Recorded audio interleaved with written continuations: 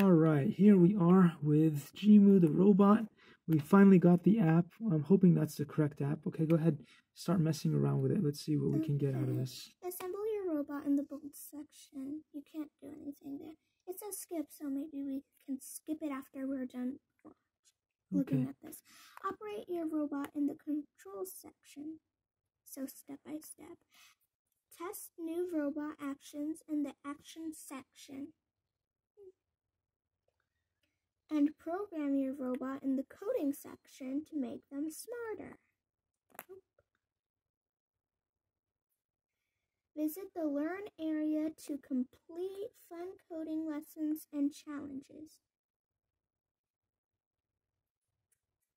Visit the Community era to get inspired by other jimu masters.